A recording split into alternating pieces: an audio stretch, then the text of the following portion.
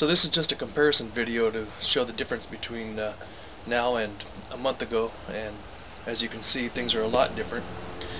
Blizzard isn't anywhere near as aggressive as he used to be, and as you can see, he's sitting here on my arm.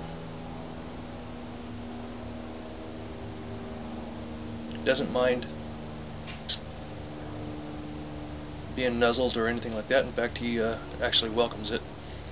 So this is where we are as of today. Thanks.